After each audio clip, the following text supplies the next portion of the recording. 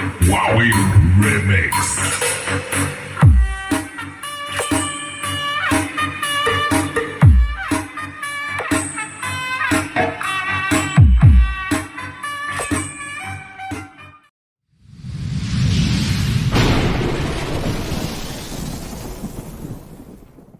Hello mga lods at ito, good day. Ito, maligayang pagbabalik sa ating muting channel sa ating Ortic TV. So dito tayo ngayon sa labas.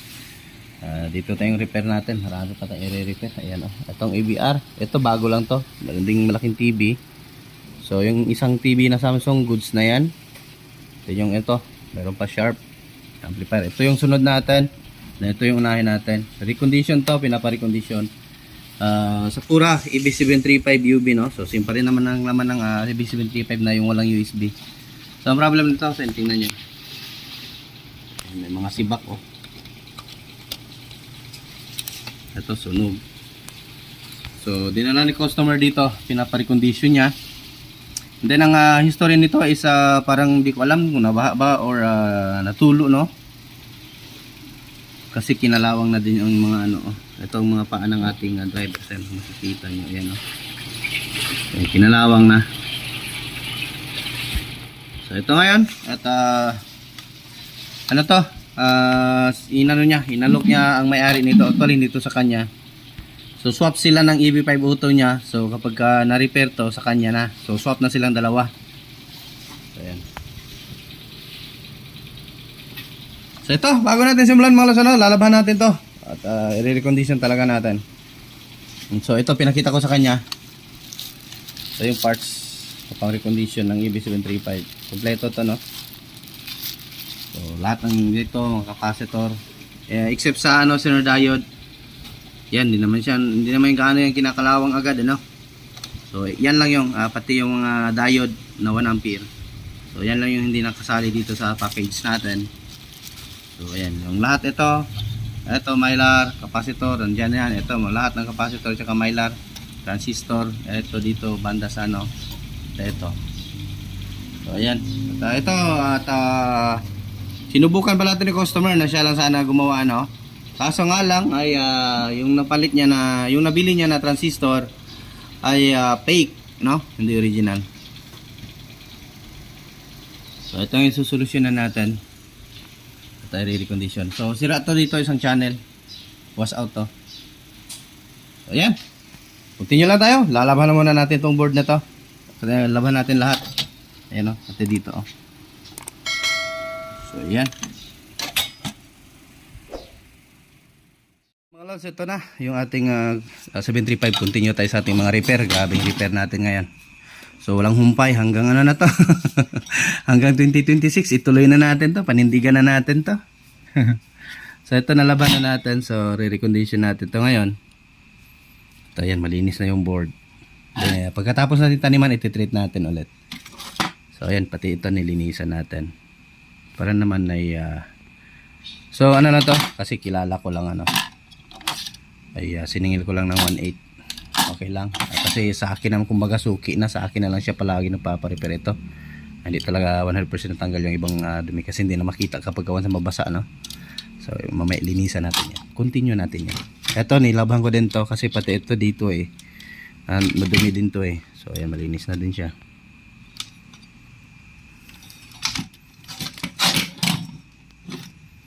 Ayan. So ito, continue tayo at sisimulan na natin itong bunutan. Ito na yung parts natin. At yan, sa mga gustong magpapa-repair ano. Yung isang subscriber pala natin, si ano, nagka-problema yung sang ganito niya. So sinasabihan ko siya ipadala niya ulit dito sa akin. Wala namang bayad yon. At under warranty pa sa atin ano. So yan. Sabi ko sa kanya, ibalik lang. Wala namang problema no. So yan. Ito. Continue tayo. Tapos na natin palitan. Iyon, tetreat na lang natin to ngayon. Yan, nag-ano din ako. Naglagay din ako ng bagong thermal, no. So nilagyan ko lahat. Yan. Yan lahat, nilagyan ko lahat. So ganda nung nabili kong thermal mga lods. So ay dyan, ilagay ko lang yung link nito. So nandyan din, may una na ako na-upload na video, yung short, no. Ang ganda niya, lapot niya talaga. Ayan, oh. So, nagpakita ko sa inyo. So, yun, no? Lapot niya. Ang ganda niya ipahid sa transistor. Dikit na dikit talaga. Yan, sample lang ko kaya ito. Ito. Ayan o. So, ayan o. Dumidikit talaga siya. Ganda niya. So, ayan. Ayan o. Kitang kita mo talaga na sticky siya. Ayan. So, lagay ko lang din yung link kung gusto nyo bumili nito. So, sa halagang ito, malaki to. Bigat, legit na ano to. Ayan o, 200 grams. Color Master Ice Fusion Thermal Compound Kit. So bigat, ang dami niya. Ayan yung ano niya oh. So ang price nito nasa 400 plus lang yan. So kaysa bibili ka no yung ano, yung tigwa 100 plus. Tapos 40 grams lang yan, kukunti lang yung laman, di pa puno. Ito hindi naman siya puno talaga pagkabili ko, pero legit na ano, mabigat. Kasing bigat lang nito din oh, kapag ka brand new to. Itong soldering lead na 200 grams din to. So ito, magkasing bigat sila. So ang ganda ng lead. Ito yung pa-pecha niya nung ano, 2024, 10, 12. So nung last year lang to ginawa. Ayos. So ito yung specification niya.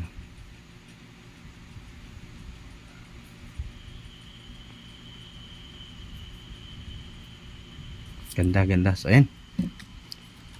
So, continue lang siguro tayo bukas. So, kasi gabi na.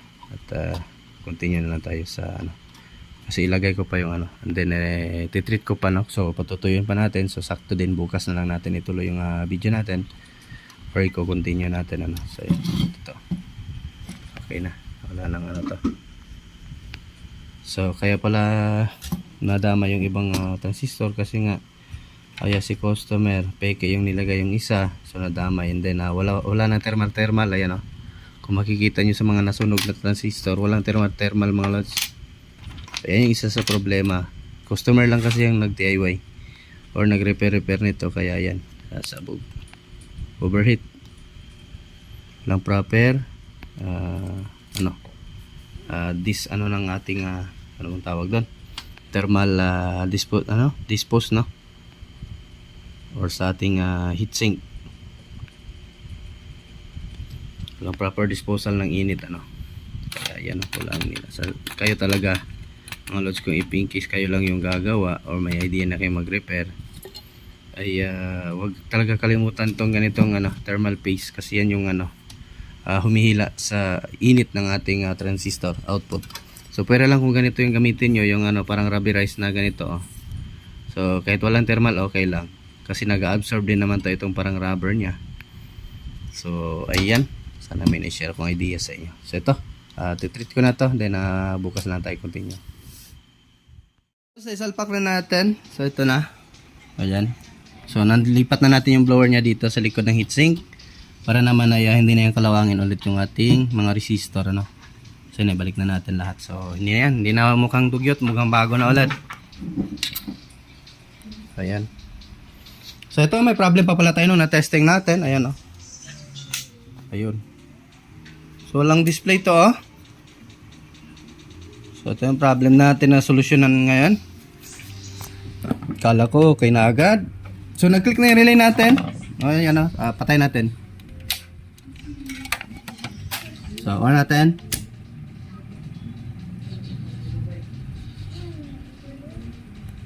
So nag-click na yung relay. So meron naman supply sa USB natin ano, 12 volts. So yan oh, tester natin. Ito supply ito ng MP3. Ito yung mismo no. So meron naman tayo oh. Ayan oh. So meron tayong supply papunta sa kanyang pinaka USB board. Ito naman yung supply niya dito. Ayan oh. Ayan, ito. Ito yung pinaka supply niya. Meron din dito pumasok. So it means buo lang yung wire. So tanggalin na naman natin to ulit, itong pinaka front niya. Ito. Check natin kung bakit walang ilaw ano. So yung kunti lang tayo, tanggalin ko muna. At ito, napagdesisyon na ng may-ari, napalitan lang namin to. Kasi nga ay sira talaga ito. umiinit siya mga lods. So yun pala yung ano niya.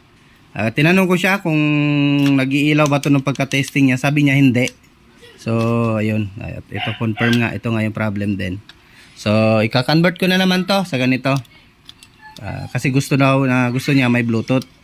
Para in case siguro magkakaraoke via YouTube, ay Bluetooth na lang ano. So ayan, or i-connect sa smart. So via Bluetooth na lang. Smart, yung mga smart TV kasi pwede i-connect dito eh. So ayan, direkta na lang no. So ayan, at bukas lang natin to i-continue kasi gabi naman tayo, hindi na tayo pwede mag-ano ngayon, mag-ingay. So ayan, continue na lang tayo. Update tayo at ito, ginawa natin ng ibang paraan. Pinagbabawal na technique na naman. So ito na yung board niya. So tinanggal na lang natin ano. Ayan, kinuha ko yung regulator kasi nga ito yung sira sa kanya, oh. Itong display IC umiinit. Kumbaga MCU niya, pinakautak. So ayan, ito. Ayan oh. Pinagbabawal na technique. Tignan ko ngayon. Ang problemahin lang natin dito yung sa casing niya kung paano natin pagkasyahin ano. So ayan. So yung positive pinutol ko, pinasok ko sa regulator. Kasi itong board na to is 5 volt lang no. And then yung display niya, tinanggal ko. Ito. Ito pala. Yung sa kanya. Ito yung sa kanya. Dito. Pinalit ko yung itong sa kanya. Pwede lang yan. Basta simpin. So ayan na. Nilagyan ko ng socket. So ayan o. So ayan. So ayan. Ito gagana to. So yung para dun sa mga improvise natin. Convert. So ayan. Yung nga lang. Ang problem ko nito is yung mood. Yung sa Sakura kasi. Ilulong press mo lang yung play pause. Ay magpapalit na siya no. So ito ngayon may technique din. Ibang style din sa kanya. Kailangan pag kunyari kung magbu-bluetooth si customer ay i-off nyo muna yung ano, kapag ka-on bluetooth na siya. Automatic bluetooth itong board. And then kapag ka nag-plug siya ng USB, kapag bubunutin USB, nag-FM siya automatic. So kung gusto niya ulit mag-bluetooth, so patayin niya, i-restart lang yung amplifier, patayin niya lang yung i-on off lang yung amplifier. So magbu-bluetooth naman siya ulit. So parang ganoon lang, at least andun pa rin yung FM kasi may FM yung ano, itong board na to, mayroon tong FM eh. So kaya yan, para-paraan lang talaga. So ito ngayon testing natin. Power natin. So ayan, papakita ko sa inyo. So ayan oh. Then MP3 tayo. So Bluetooth tayo ngayon. So kapag ka nahulog yung USB natin. Plug tayo ng USB no. So ito na yung USB natin. So hirap isang kamay lang. Kasi hindi naman talaga ito sa kanya na board. Ginawan lang natin ng paraan para hindi masira yung pumayag naman siya sa convert. Ito sana ilalagay ko kaso papangit yung ano no. Kasi maliit lang kasi yung space dito sa baba. So ayan, nakahanap ko na yung paraan. Putik, ang lakas pala ng volume. Sagad ko pala yung master volume natin. So ayan. Ayan o. So gumagana pa rin. So kapag bubunutin ko to, ang mangyayari dyan magiging FM. So ayan, nagsasalita siya FM mode. So kapag ka-next, ganun pa rin naman.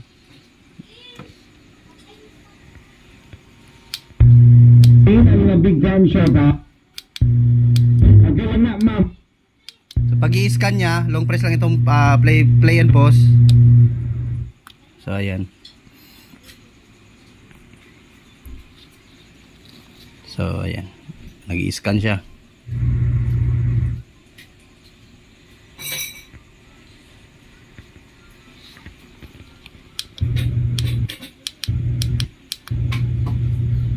Kapag ka nag-volume naman dito sa kanyang USB, so ayan, magpa-function pa rin siya. Patay na ito yung plus, ayan. Kapag ka ilakasan yung USB board, so may function pa rin. Next, channel. So hindi nakakuha masyado ng channel. I-ano ko nga tong antena nyo. Hinangin ko nga lang to. Wait lang. So ayan mga lods. Ito, ibalik na natin. Ayan o. Ayun. So parang walang galaw lang ano. Power natin. Then MP3. Ayan, magsasalita na yan siya. Ayan, on natin. Tapos MP3. Bluetooth mode. Ayun. Ayos, galing. Proud sa sarili. So, USB tayo. And then, tignan natin. Ay. Putik.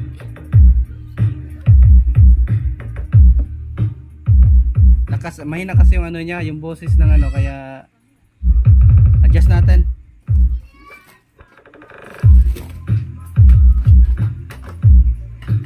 Nakasagad siguro to. Ito yung mga dito. Yun pala yung balance Kaya pala. Umiyak na naman ang makiboy ko. Kaya pala walang assistant, nakasagad ata.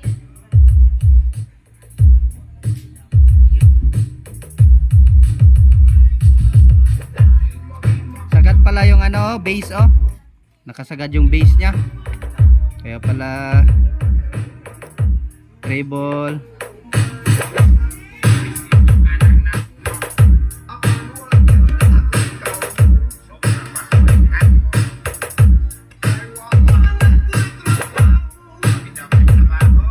Nakasan natin konti yung base.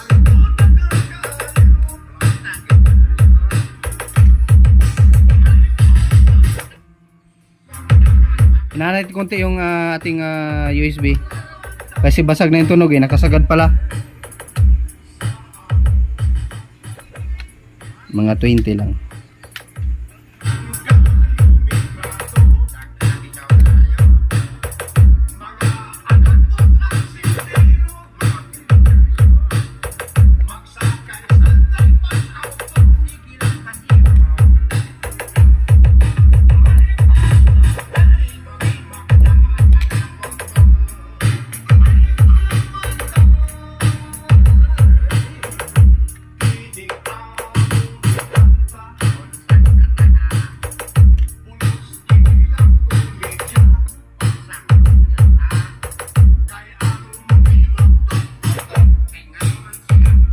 Next natin.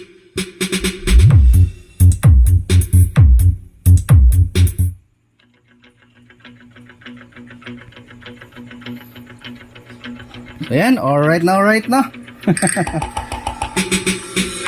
So, ganun lang gawin yung mga lods. Hanap lang kayo. Baka meron kayo mahanap ng mga USB. Basta same lang yung forma. Pwede yan. So, ayan So, kakonvert mo nga lang yung mga line or mga wire.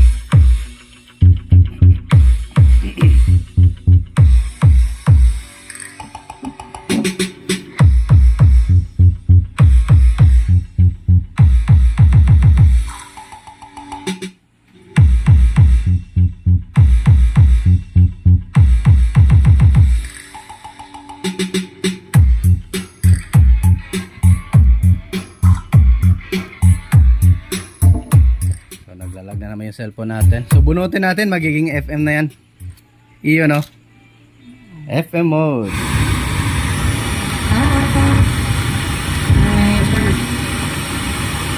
Nga lang di maka-scan ng maayos.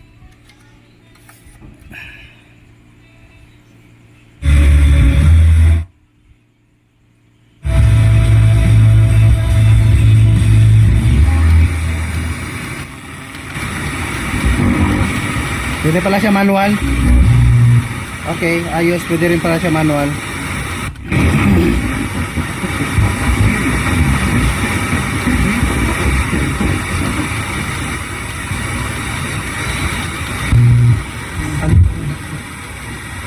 Punta tayong IFM namin dito. 96. Brigada lang Brigada lang tayo. 93.9 ata brigada.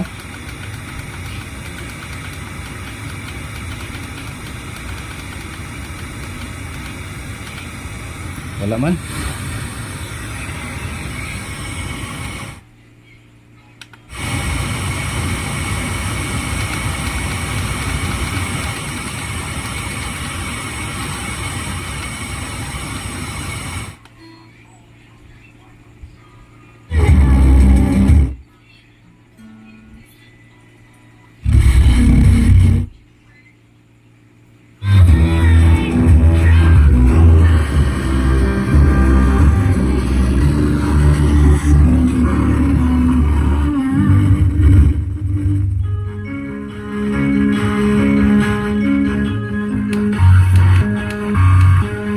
lang talaga na nasi-save.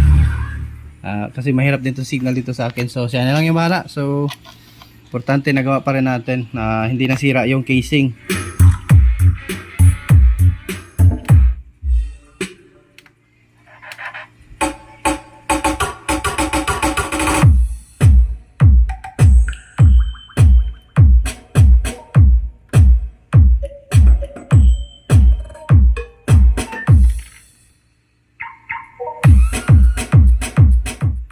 Sira ata Twitter ko. Remix. Sa kanina sa paglakas-lakas ano.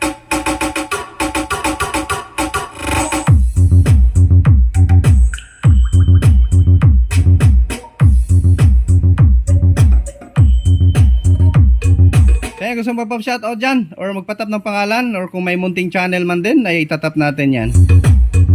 Comment lang dyan sa baba at sa next video itatap natin yung pangalan ninyo. So another day, another night, another successful repair na naman. So ayan, thank you talaga dito sa ating Ortic TV. So ayan, kasama sa walang sawang suporta. Kahit paunti-unti tayong nanonood, walang problema yan. Basta totoo. So ayan.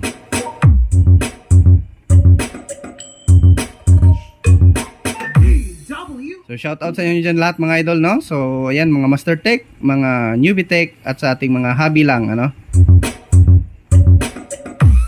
Thank you sa walang sawang suporta. J. Wowie Remix.